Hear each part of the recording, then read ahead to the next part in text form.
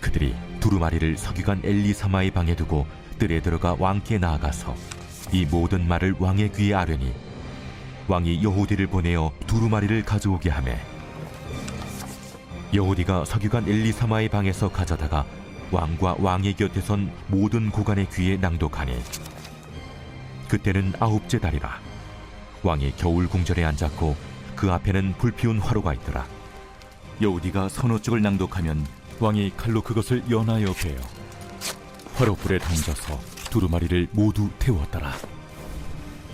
왕과 그의 신하들이 이 모든 말을 듣고도 두려워하거나 자기들의 옷을 찢지 아니하였고 엘라단과 들라야와 금마랴가 왕께 두루마리를 불사르지 말도록 아뢰어도 왕이 듣지 아니하였으며 왕이 왕의 아들 여라무엘과 아스리엘의 아들 스라야와 압디엘의 아들 슬레미야에게 명령하여 서기관 바룩과 선지자 예레미야를 잡으라 하였으나 여호와께서 그들을 숨기셨더라.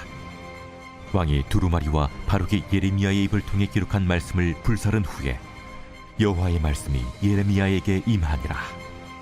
너는 다시 다른 두루마리를 가지고 유다의 여호야김 왕이 불사른 첫 두루마리의 모든 말을 기록하고 또 유다의 여호야김 왕에 대하여 이와 같이 말하기를 여호와의 말씀에 네가 이 두루마리를 불사르며 말하기를 네가 어찌하여 바벨론의 왕이 반드시 와서 이 땅을 멸하고 사람과 짐승을 이 땅에서 없어지게 하리라 하는 말을 이 두루마리에 기록하였느냐? 하도다. 그러므로 여호와께서 유다의 왕 여호야김에 대하여 이와 같이 말씀하시니라. 그에게 다윗의 왕위에 앉을 자가 없게 될 것이요 그의 시체는 버림을 당하여 낮에는 더위 밤에는 추위를 당하리라. 또 내가 그와 그의 자손과 신하들을 그들의 죄악으로 말미암아 벌할 것이라. 내가 일찍이 그들과 예루살렘 주민과 유다 사람에게 그 모든 재난을 내리리라 선포하였으나 그들이 듣지 아니하였느니라.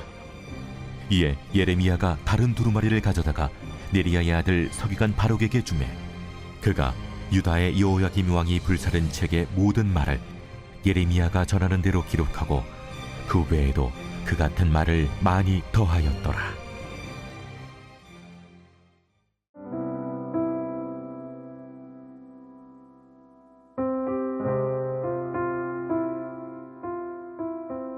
힘차게 굽이쳐 흘러가는 맑은 물을 그려보십시오.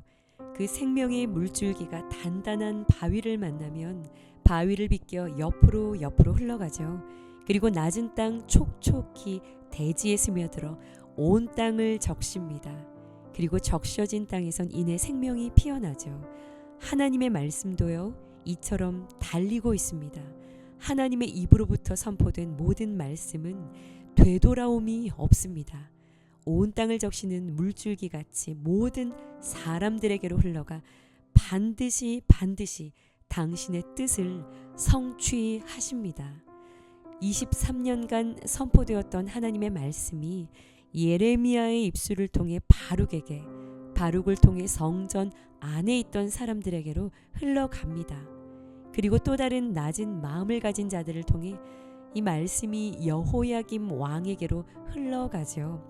오늘 본문은 예레미야 36장 20절에서 32절입니다.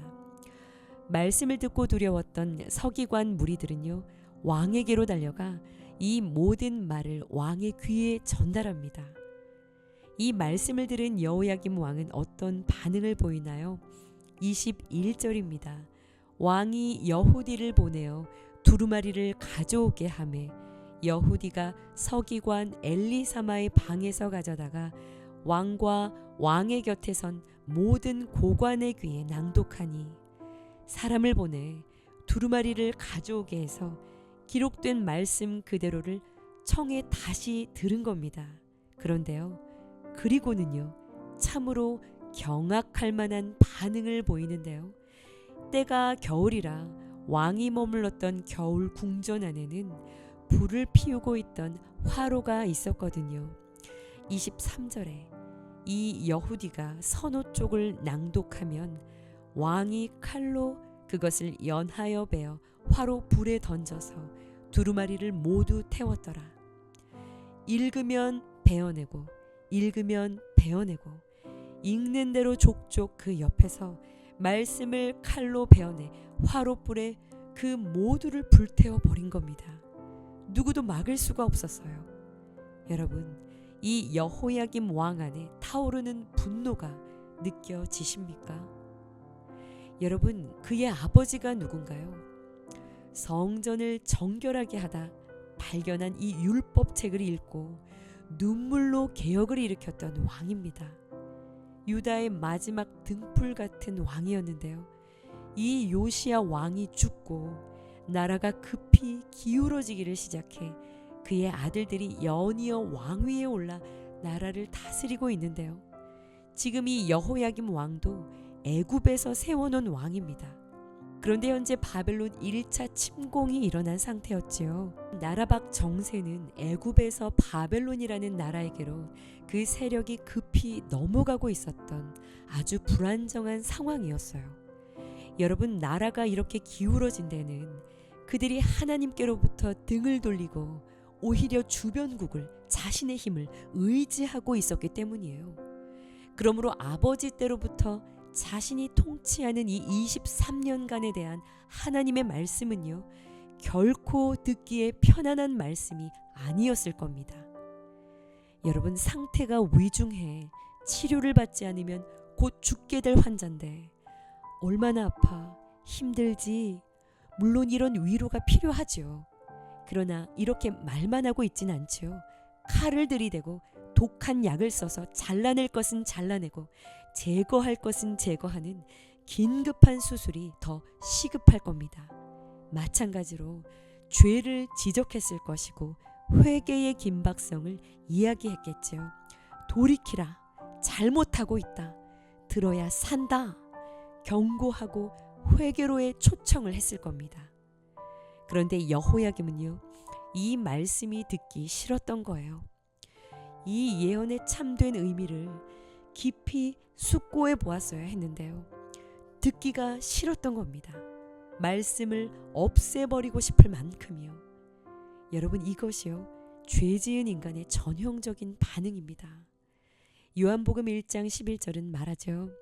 말씀이신 예수께서 자기 땅에 오매 자기 백성이 영접하지 아니하였으나 끊임없이 구원으로의 초청을 거부합니다. 듣기 싫어하죠. 결국 그렇게 예수님을 십자가에 못 박으면 끝날 줄 알았겠지만 여러분, 그렇게 구원의 역사가 멈추었습니까? 아니죠. 부활하셔서 구원을 완성하시죠. 사람들은 거부할지라도 하나님은 구원의 역사를 결코 멈추지 않으십니다. 오늘 본문은 그것을 보여줘요. 이 말씀을 모두 불태운 직후에 여호와의 말씀이요 다시 예레미야에게 임합니다. 28절이요. 너는 다시 다른 두루마리를 가지고 유다의 여호야김 왕이 불살은 첫 두루마리의 모든 말을 기록하고 다시 쓰게 합니다. 30절을 보시면 더 큰 심판과 경고와 함께 다시 기록되어집니다. 오늘 묵상 질문입니다. 하나님의 말씀이 내 삶에 불편하게 다가올 때 나는 그것을 어떻게 대하고 있습니까? 외면하고 잘라내려 합니까? 아니면 듣고 돌이키려 합니까? 우리에게 복음을 전해준 선교대국들, 특히 영국 같은 나라들은요, 지금 현재 전통 있는 거대한 교회들이 스케이트장, 술집으로 변해간다라는 소식을 들어보셨을 거예요. 심지어 이슬람에서 이런 교회 건물들을 사들여 사원으로 바꿔버리고 있어요. 여러분, 교회를 이렇게 계속해서 비워두십시오 라고 무슬림들이 올린 유튜브 영상을 본 적이 있습니다. 이런 뉴스를 접할 때면 마음이 먹먹해져요. 그러나 여러분, 오늘의 말씀을 기억하십시오. 하나님의 말씀은 절대로 결코 꺾이지 않습니다. 구원의 역사는 오늘 본문 26절처럼 하나님이 숨겨두신 하나님의 사람들을 통해 반드시 계속되고 결국 역전되어 완성될 것입니다. 와라기 3일 앞으로 다가왔어요. 우리 함께 일어나길 소원합니다. 하나님의 편에 선 예레미야와 바룩이 되어서 아버지의 마음을 전달하는 그 영광스러운 일에 우리 모두가 쓰임받기를 간절히 주님의 이름으로 축원합니다. 함께 기도하시겠습니다. 주님의 말씀이 나를 찌르고 나의 죄를 드러낼 때 그 말씀을 자르지 않고 두려움과 겸손함으로 듣고 돌이키는 자가 되게 하소서. 오늘도 다시 선포되어지는 이 말씀이 한 사람의 심령에 떨어져 생명을 피워내고 있음을 기억하며 예레미야와 바룩처럼 주님의 마음을 담대하게 전하는 자들이 되게 하여 주옵소서. 그 통로로 쓰임받는 우리 모두가 되게 하여 주옵소서. 예수님의 이름으로 기도합니다. 아멘.